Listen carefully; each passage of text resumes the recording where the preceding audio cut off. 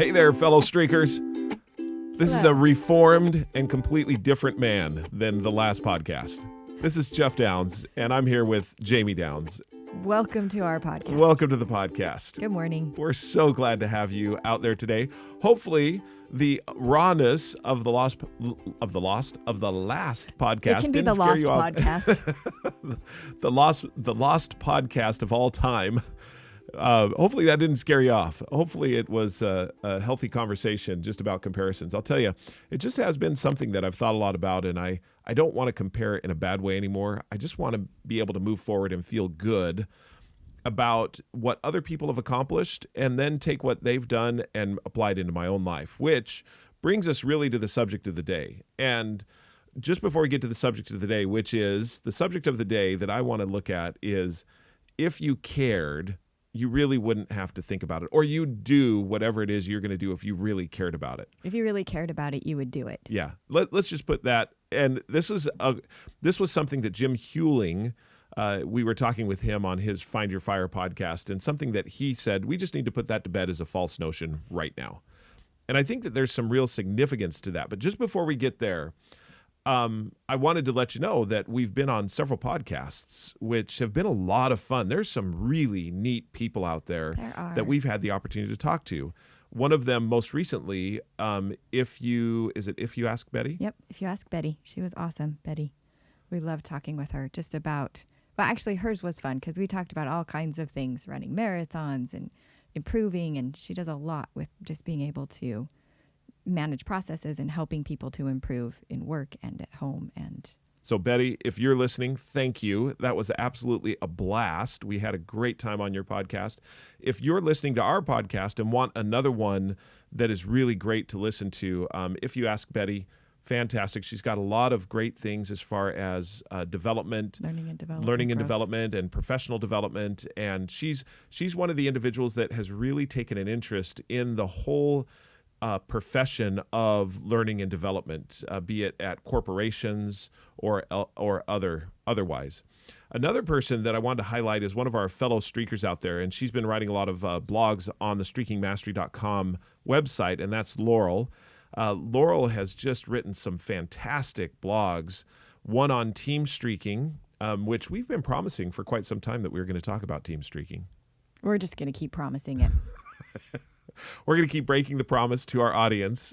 So No, we're going to do that one. we're going to talk a little bit about that today as far as team streaking, but really reading her blog and team streaking, fantastic. She also wrote a blog on streaking and children. Mm-hmm. And then just most recent one was streaking in music. streaking in music. I mean, these are just, they are so full of great stuff and great wisdom. She did a great job with I love the one that she did about the music because it was really fun to look at and say. Now, I haven't read this one yet. You just told me about it. So It was great. Yeah. And she talked about, so she has a musical background, and she talked about how there's just different places that you are in music, whether you're a beginning musician, or her situation where music has been a significant part of her life, but it's not something that she can spend as much time on as maybe she would like to, but she doesn't want to lose how far she's come in music. Or maybe somebody who's a professional musician, that it's a part of their life and even a part of their livelihood. And how could streaking help in any one of those categories? And then it's great. She gives just different, actually, streak stacks of things that you could do if you're a beginner musician. So now, if you're just listening to us, just explain what is a streak stack. A streak stack it's great because it's basically 3 streaks, or any number, but usually kind of 3 is what we've been doing. But it's streaks that go together towards kind of one area. So it was 3 different streaks in music that helped to become either a better musician or to maintain what you have or to continue pushing yourself to further growth. And just if you're new out there to streaking, there's laws that govern what type of streak or how you set up your streaks. And the first law is you make it laughably simple. So do you remember what was one of her laughably simple streaks? I don't know. Like for the beginner, it was to sit down and play 2 chords a day. So play at least 2 chords daily would be one streak. So you can hear that if you're a beginning musician and you're on the piano, that's laughably simple, and that's how you want to make it. Now, one of the things in talking about, we talked about comparisons last time, a beginner's streak may be different than another beginner's streak, and that's Exactly. completely okay. Right. You need to figure out where you are and what's going to be your laughably simple. What's going to be the thing that you can do that's sustainable? Do you remember another one that she had as far as in the streak stack? You don't have to. It's fine. I just was curious. Yeah. So she had the second one where it was if you are an active musician but maybe wanting to play more, where she would talk about playing one song in a week, or reviewing a song that you wanted to learn, like listening to a new song that you wanted to learn. Oh, that's cool. And so just different ones like that. So she has phenomenal, just phenomenal blog out there on those things, and she's been doing a great job with that. Thank you, Laurel, for those contributions. Really appreciate it. Now let's get to this whole notion. Well, and actually it really ties in what she was talking about as far as being a musician and how she's loved music and she's loved doing music and everything else with music. And so the question, if she really cared about music, wouldn't she just do it anyway? Right. Do you see what I mean? Yes. And that's what I loved about. So as she did this, she took a minute to kind of identify where you are in that journey. If you're a beginning and you want to learn, you're at that place. If you've been learning for a long time, but maybe life has changed, you're in a different place. And so I think it's fascinating when we were talking to Jim Hewling, and I was actually talking a little bit about my reading streak with the boys. And I said, I knew that reading to children is really important. And I knew that was important. It was something I wanted to do, but I was struggling to get to do it consistently. And that's when he said, can we just put to bed this whole idea that if it was important to you, you'd be doing it. He's like, how many or of if you us... cared. If you you cared cared, and it was important to you, you would you'd be doing it no matter what. Right. And I loved that because it was putting right in place what happens to so many of us is that there are certain things that we genuinely care about, but life can get complicated. Right. And busy, and different things can happen. And so it's not that we don't care about these things. In fact, some of them we deeply care about. In fact, that's part of, I think, what led us to streaking is sometimes we're asking ourselves, I spend a lot of time doing stuff I have to do right. that I don't care about. Or and things that have no value whatsoever. No value, but I have to do them. Right. Well, more what I was thinking is, sorry, on my side of it, I think you're more the duty side of it, but I'm more the no value in the sense that I just sat there and watched, 3 hours of a binge show. You're like, that has no value. I don't care about I really show. don't care, Right. but I did it. And so, however, my actions would indicate that I cared more about that than, let's just use the classic, going out and playing catch with my boys, right? Or with our boys, it's practicing karate or whatever it is, because I sat on the couch and watched and binge watched a show, for 3 hours, I care more about that than I did really playing with my boys, which there could be a contention for that. However, let's just put to bed the whole false notion that if you cared, you would just do it automatically. I think what we're saying is there's actually a conscious decision that I'm going to make, and streaking allows me to make that decision. Well, for me, putting a methodology around it helped. Two things that happened is, one, the methodology was there, but two, by being able to give myself permission to make it simple, I was able to add that to my life every day, and that simple action showed how much I genuinely do care about that I do care about it. I do want it to be a part of my life. Mm-hmm. So I think of, I remember a story with Ace and Ace is one of our sons. We have 3 boys. Ace is one of them. He's our oldest son.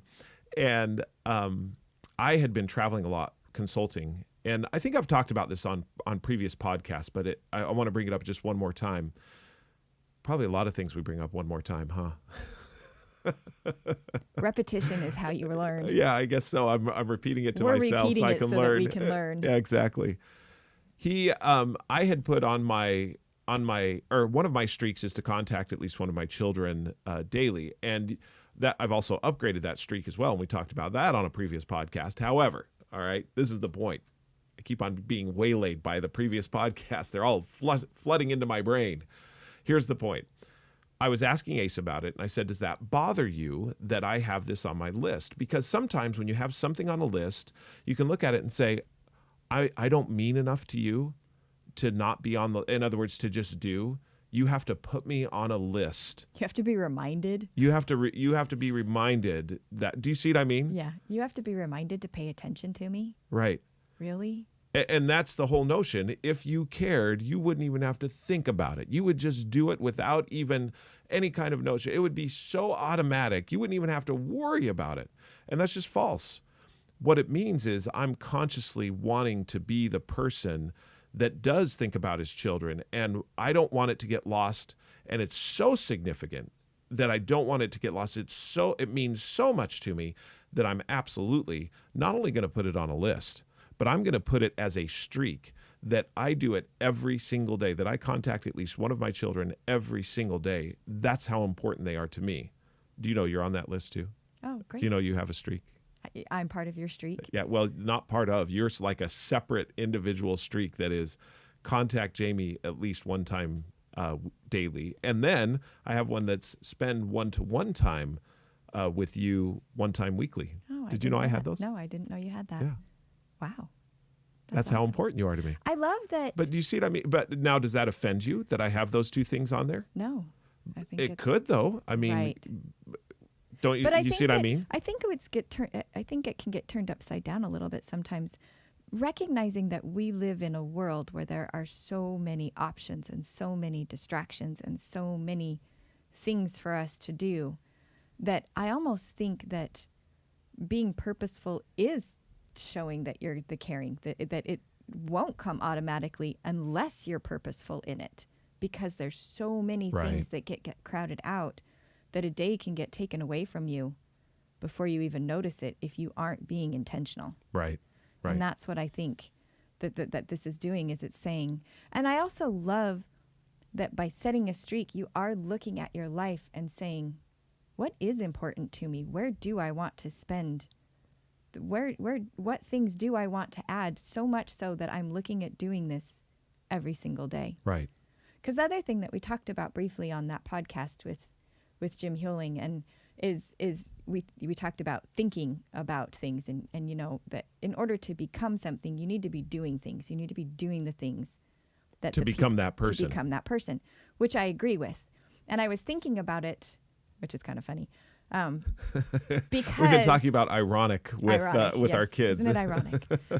I've been thinking about that conversation, and it was interesting to me because I have several streaks that started with me being able to just think about that thing in the day. In other words, I wasn't doing much towards it yet, but I had at least thought about it. It was so simple that I was like, okay. Sometimes I would at night be thinking, Right. wow, I don't know if that counts, because it was so simple what I did. And what I've had to tell myself is it counts because I thought about it today, and I wouldn't have even thought about it if I didn't have it as a streak. Right. And so I was thinking about that as we were talking with Jim Hewling, and I thought it is interesting that I agree that in order to become who we want to become, we need to be doing the things that we need to do to become who we want to become. But to add a little caveat to that, to be patient when you're starting a streak, that you're trying to add something that's important to you, to be patient that for the first little while, I do believe that This is one of the thinking things that comes you before felt action. Right. You've felt a lot about, and that you and I have talked about, as far as the patience. Yes. That you really need to be patient with the growth. With And so just recently you had the experience with Chance. Yes. So I broke my own rule. We were I broke the rule of streaking. We were talking about I was working with him on his streaks, and we were struggling. Right. And it'd been like third or fourth time that we'd had to start over on several of them. And it occurred to me that I started him off with 5 streaks. Not 1, not even 2, but 5. 5 streaks. Right out of the chute, 5 streaks. And after 3 weeks of working through our 5 streaks, it occurred to me. Maybe let's start with 1 or 2. And it came after I had kind of gone through the dates of my streaks and realizing that I'm like, I spent a lot of time on 1, Yeah. and that it's okay to give yourself that time. And To really do 1. And it's one of the things that we talk about and recommend in the book is do 1 or 2 streaks for 100 days. Yes. Give yourself the time to do that. It's hard to be that patient, Yeah. but it's really important. So I went back and eliminated 3 of Chance's streaks. I was like, let's just start with these 2. Yeah. What's important to you? Where do you want to start? Yeah. Now, and I think that in helping someone to set up their streaks, so you with our children, and you and I often will talk with people as they start setting up their streaks, is helping them recognize what is the thing that they want to go after. I mean, that's what you did with Chance, as you said, Chance, what are some of the things that you're looking at that you would be interested in setting a streak around? Right. And so he set 2 streaks, and now he's on course because he wants to do those things. Right. Right? Right. It's and those things is just 2. Two. But we don't that's need to important. do a whole bunch Well, of things. and I to think make that it. there's some real significant psychology behind that as far as starting out. The laughably simple is not only applied to the laughably simple streak, making it so laughably simple there's no reason not to do it, but it also applies to starting streaking. Make it laughably simple. In fact, it's one of the things that we looked at, for example, the app. We tried to make the app laughably simple, and we know that we can make it even more laughably simple. Right. But that's the governing thing. How can we help it be laughably simple? And in the laughably simple is the power. So speaking of laughably simple, I want to continue that theme for just a second, because as you started reading to the boys, you brought that up just a little bit earlier. One of the things that happened along the way is this whole idea of team streaking, because we hadn't been thinking about team streaking at all until the boys started to be a family streak. And we thought, well, is there some application for a team streak as far as that's concerned? And that was, if you will, the first incarnation of a team streak in our streaking vocabulary. Is that true? Yeah. That was the first time that and again, it's like everything else, we kind of stumbled upon it. Mm-hmm. That we're like, oh, okay. So some things can be a whole team doing this. Right. And the team. So when I think about a laughably simple streak for a team, that gets hard to come up with what that is. Mm-hmm. Because there's a couple of different ways that it can be done. One is everyone on the team has to do the action. So, for example, I think back to when we had a goal. Our goal was to read 200 books in a year. Do you remember that goal? Yeah. So that one was an actual, That was we're a reaching family for goal. something. That was a family goal. We had to read 200 books in a year. That didn't mean that we were all reading the same books, Right. but that everyone was reading a book to get to 200 a year. And that was pretty intense. Right. I mean, we met every week. We made commitments on what it was that we were going to do. Everyone committed to basically they aspired to trying to read 30 minutes a day, all of those things. Gratefully, we got the goal, but that was a pretty significant goal. Right. In speaking about team streaking, to make it laughably simple for Bowen and Chance, because we were reading to them, what we did was said, anyone can read to them, and it has to be in the day, and it only has to be 5 sentences. Right. So you can read to them, I can read to them, any of the other children can read to them. As long as they're read to, then it counts. Then we keep it alive. Right. It's a lot like, and this is the way Laurel says it in her article, about keeping the balloon in the air. It doesn't matter who touches the balloon. It just matters that it stays in the air. Right. So I loved her analogy, because the team streaks, there's two kind. One, there's one balloon and everybody's trying to keep the same balloon in the air. So it doesn't matter who touches it. It's just as long as that balloon stays in the air. The second one is that everyone has their own balloon and you have to keep your balloon in the air. Right. So that's the one where everybody has to do The streak. the streak themselves. Yeah.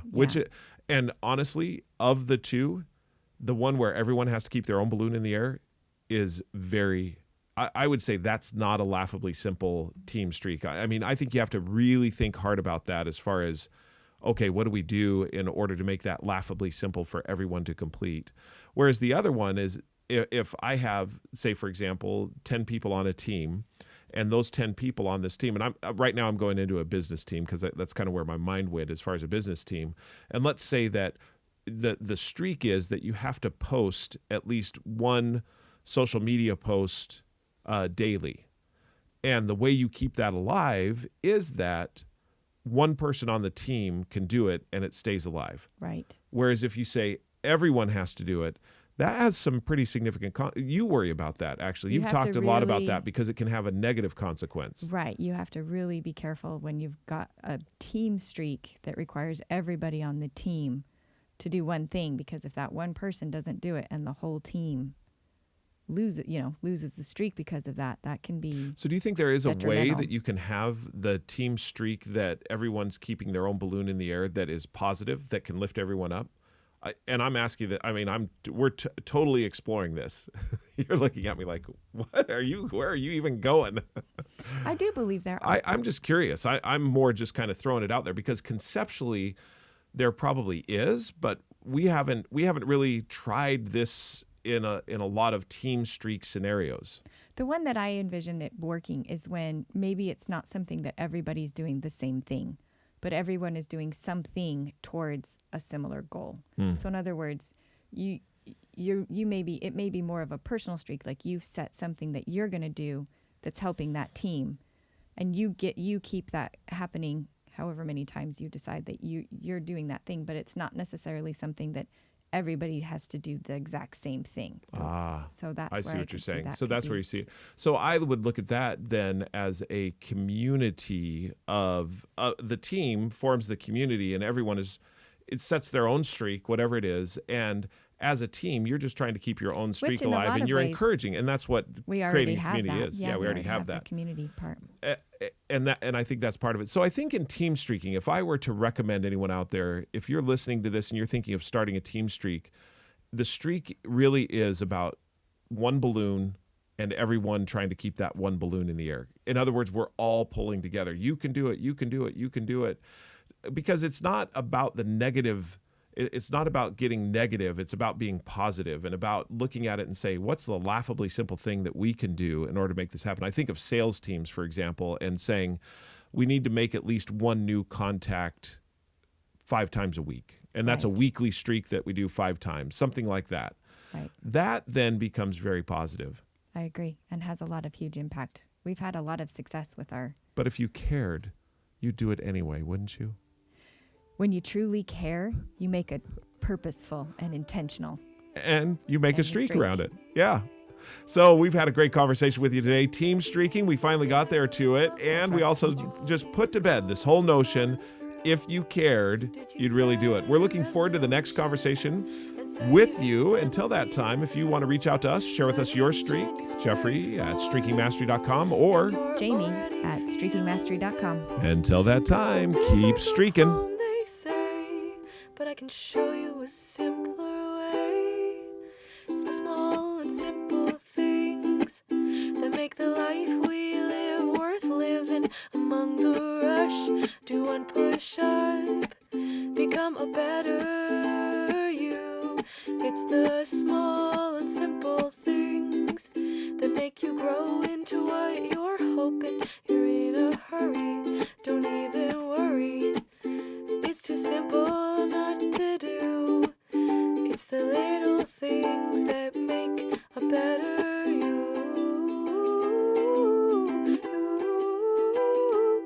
A better you.